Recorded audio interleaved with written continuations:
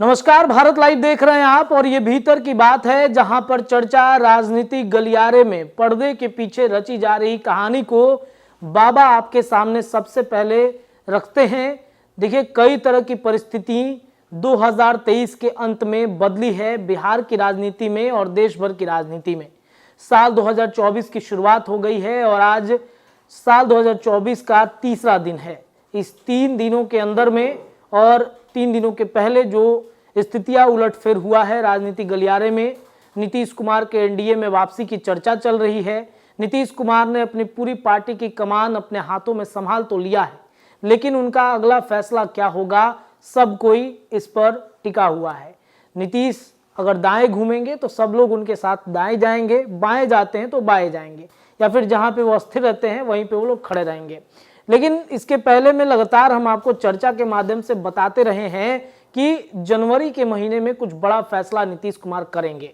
आखिरकार क्या फैसला करेंगे, क्यों ऐसी स्थितियां बन रही हैं कि एनडीए गठबंधन में वो जा सकते हैं।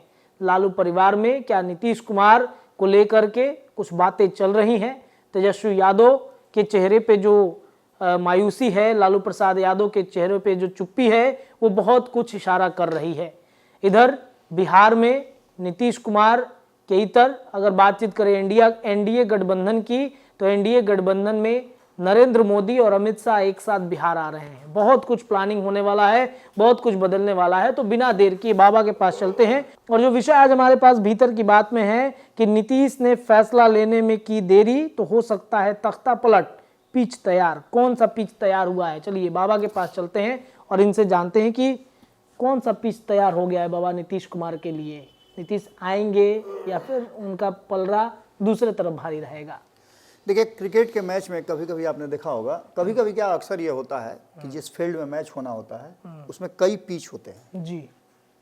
ये अंपायर और दोनों टीम के प्लेयर मिलकर के तय करते हैं कि किस पिच पे खेलना है। बिल्कुल बिल्कुल बिल्कुल वही स्थिति आज एनडीए और इंडिया गठबंधन में हो गई है। और ये हुआ क्यों है, तो इसके पीछे कहीं ना कहीं नीतीश कुमार है। अच्छा, आप पूरे हिंदुस्तान की बात उठा के देख लीजिए। 2024 का चुनाव सिर्फ बिहार में नहीं होना है, देश का चुनाव। बिल्कुल। लेकिन सबसे ज्यादा अगर सियासत कहीं देखने को मिल रही होगी तो कहां देखने को मिल रही है, इसको कहने की जरूरत नहीं है, ये सभी जानते हैं। और इस पूरी कहानी में एक बात तो साफ नजर आ रही है कि नीतीश कुमार ने एक ऐसा हर्डल लगा दिया है जिसको पार करने में सभी को परेशानी हो रही है, कठिनाई हो रही है कि कहीं ऐसा तो नहीं कि उसमें सॉकर लगा हुआ है, जैसे ही उसको पार करने जाएंगे ऊपर उठ जाएगा। बिल्कुल। ये सारी बातें इसलिए कही जा रही हैं कि 2024 के चुनाव से पहले कुछ ऐसी बातें होनी शुरू हो चुकी हैं जो इशारा कर रही हैं कि नीतीश कुमार के फैसले पर सब कुछ टिका हुआ है। आपने सुना होगा कि जब INDIA गठबंधन की चौथी बैठक हो रही थी तो एक चर्चा बहुत जोर शोर से थी कि नीतीश कुमार को संयोजक बनाया जाएगा, ये होगा वो होगा, लेकिन उम्मीदवारी तय कर सकते हैं नीतीश कुमार के लिए। हुआ क्या, उस पिच पर नीतीश कुमार कैप्टन होने की जो फिराक में थे, प्लेयर भी नहीं शामिल किया गया और बैरंग वहां से वापस आ गए। 12th मैन भी इनको नहीं रखा गया। तो इसका मतलब आप समझ सकते हैं, जो प्लेयर पूरी तैयारी करके कैप्टन बनने गया हो और उसे आप टीम में ही शामिल नहीं करें तो बहुत कुछ बातें समझ में आती हैं। अब एक बार फिर से ये संभावनाएं प्रबल होने लगी हैं कि नीतीश कुमार को संयोजक बनाया जाएगा। आपको याद होगा कि पिछले 2-3 दिन से काफी व्यस्तता हमारी रही है। जी जी जी। इसलिए बहुत सारी खबरें हम नहीं कर पाए हैं। कल ही हम चर्चा इस बात पर कर रहे थे कि जो INDIA गठबंधन की वर्चुअल मीटिंग होने वाली है वो मीटिंग भी नहीं होगी। और उसके बाद आपने सुना कि किस तरह से ये चर्चाएं होने लगी। आज के अखबारों में आप देखें तो आपको पटा हुआ मिलेगा। और इतना ही नहीं, बड़े बड़े अपने आप को विश्लेषक कहने वाले कई लोगों का हमने विश्लेषण सुना है, उसमें भी ये बातें कही जा रही है कि नीतीश कुमार संयोजक बनेंगे जी। जब आप मीटिंग नहीं करा सकते हैं तो संयोजक बनने की बात कहाँ है। लेकिन खैर ये एक अलग मुद्दा है।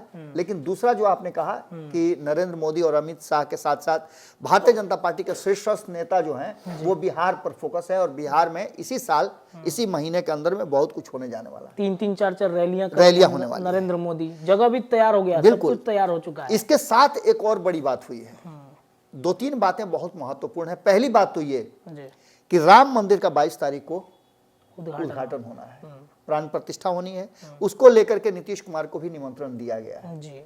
नीतीश कुमार ने निमंत्रण मिलने से पहले उनकी टीम ने कह दिया था कि वो राम मंदिर प्राण प्रतिष्ठा में शामिल होंगे। जी। पहली बात।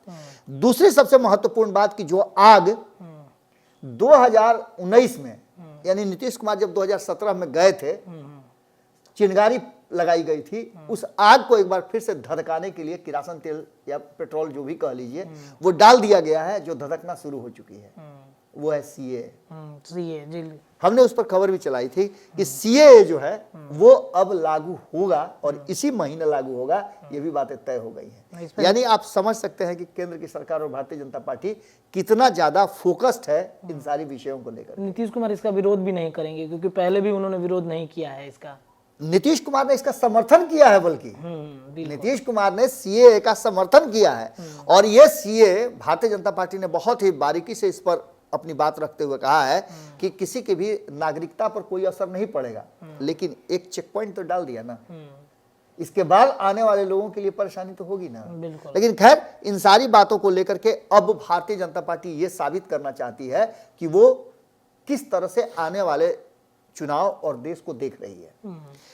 अब इन दोनों बातों को एक जगह आप लेकर के जाते हैं, पलड़े पर दोनों को बराबर बराबर रखते हैं, तो नीतीश कुमार के फैसले पर जब सब कुछ टिका हुआ है, तो निश्चित रूप से नीतीश कुमार अगर फैसला लेने में देरी करेंगे तो बहुत सारी बातें सामने आ सकती हैं।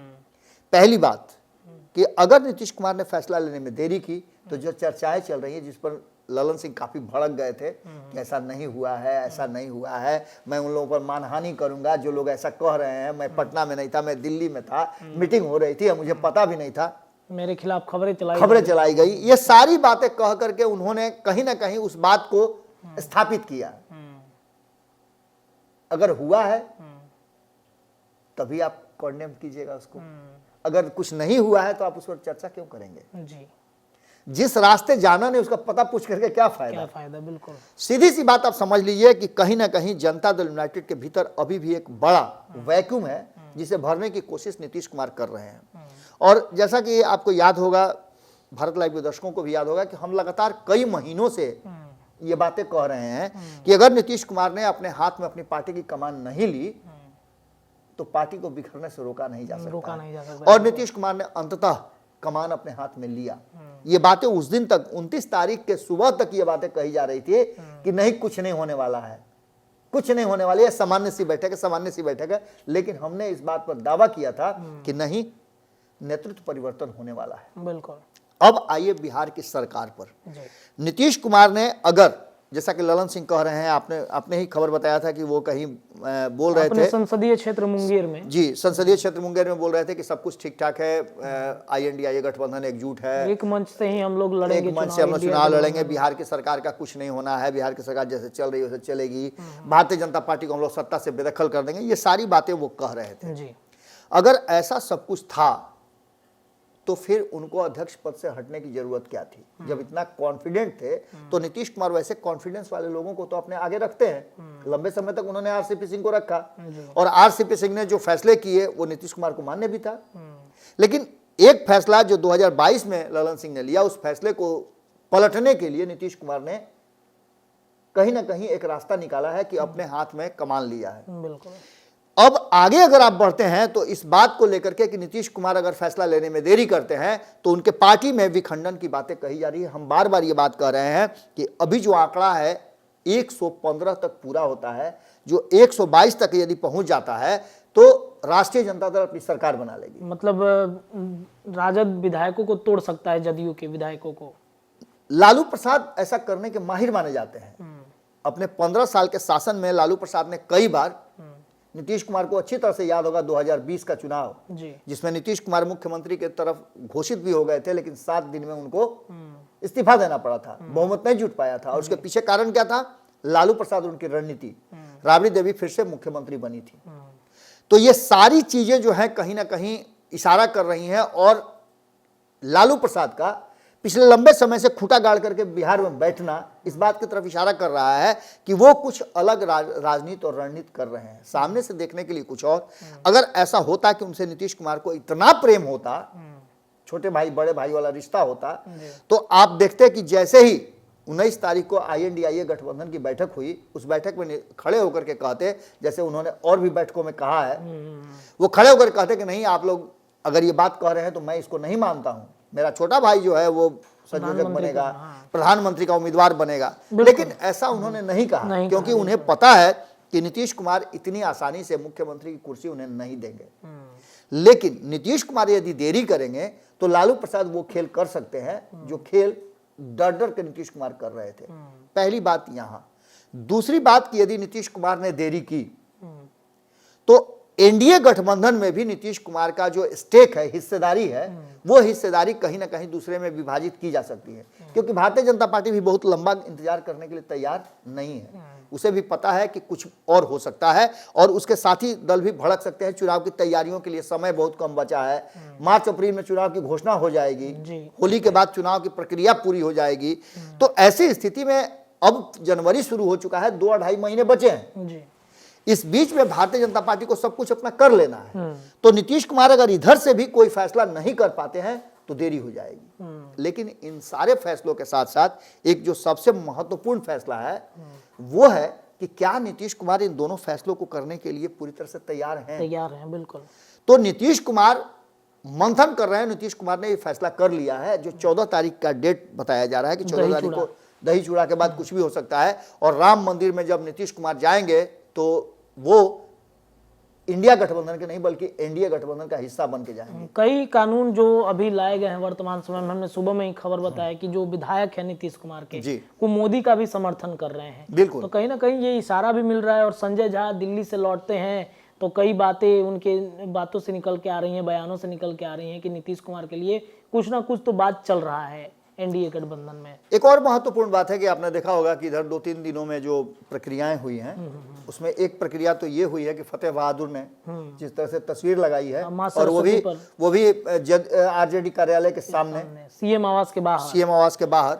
तो इसका मायने आप समझ सकते हैं कि उस पर प्रतिक्रिया जो आई है जनता दल यूनाइटेड की वो काफी कुछ कह रही है। इसके अलावा कल मनोज झा का जो भाषण आपने सुना, उन्होंने जो मीडिया को संबोधित किया उसमें उन्होंने एक तथ्य जरूर छोड़ दिया था, एक लेकिन छोड़ा है, किंतु परंतु डाल दिया है कि उन्होंने जनता दल यूनाइटेड का उस अलायंस में नाम नहीं लिया। बिल्कुल। इसके अलावे आप आगे की प्रक्रिया की तरफ देखें तो पूरी तरह से नीतीश कुमार शांत हैं और राष्ट्रीय जनता दल और भारतीय जनता पार्टी के बीच में बहुत कुछ चल रहा है। इस बीच में सम्राट चौधरी एक्शन में नजर आ रहे हैं, नित्यानंद राय आपने देखा होगा किस तरह से एक्शन में नजर आ रहे हैं। लगातार सीए को लेकर के आज ही कहने की जरूरत क्या थी और इसी महीने लागू होगा ये भी कहने की जरूरत क्या थी। बिल्कुल। ये सारी बातें कहीं ना कहीं घूम फिर करके इस बात की तरफ आ रही है कि पूरी तरह से पिच तैयार है और अगर नीतीश कुमार ने फैसला लेने में देरी की तो ये 2 बातें तो हो ही सकती है, लेकिन तीसरी भी बात हो सकती है कि बिहार में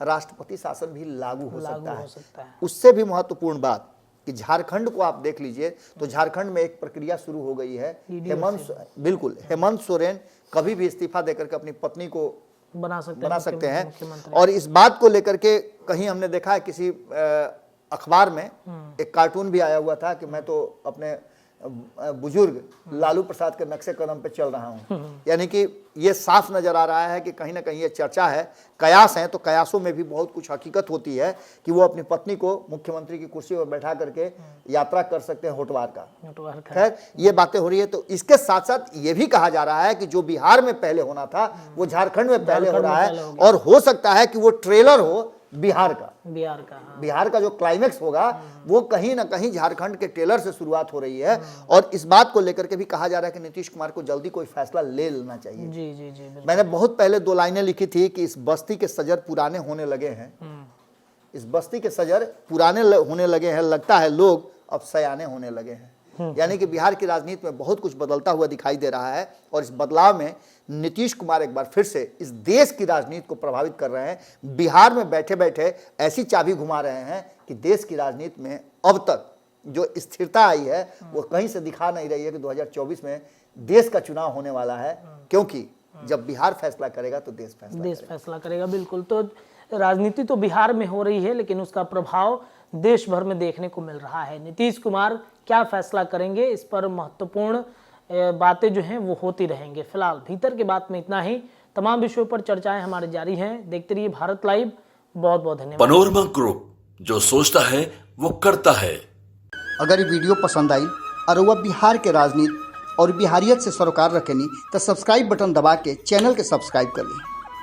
ओजे एगो घंटी बा, ओकरा बटन दबा देला से कुल सटीक और मारक खबर रुआ मुफ्त में मिल जाई। अगर रुआ पत्रकारिता के हमनी के नया प्रयोग में सहयोग कर चाहतानी तो ज्वाइन बटन दबा दी। पेटीएम नंबर नोट कर ली 9386816700। धन्यवाद।